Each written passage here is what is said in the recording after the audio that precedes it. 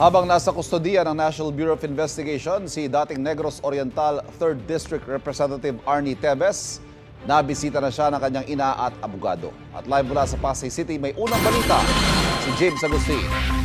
James!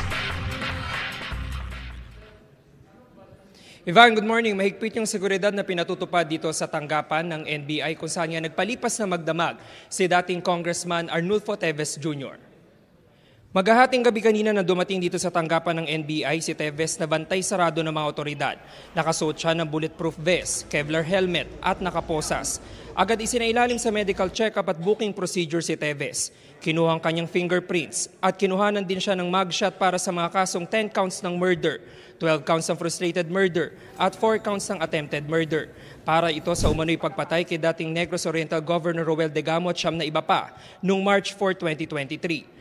Dumating ang legal counsel na si Attorney Ferdinand Topacio kasama ang nanay ni Teves.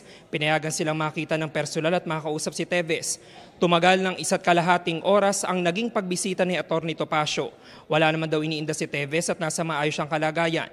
Sabi ni Topacio, naging madamdami ng pagkikita ng mag-ina na ngayon lang ulit nangyari matapos ang halos 2 taon.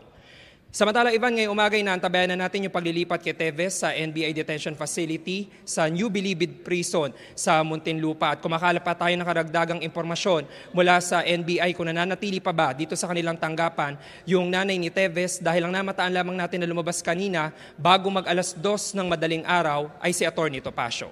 Yan muna ilitas mula rito sa Pasay City. Ako po si James Agustin para sa GMA Integrated News. Kapuso, huwag magpapahuli sa latest news and updates. Mag-iuna ka sa balita at mag-subscribe sa YouTube channel ng GMA Integrated News.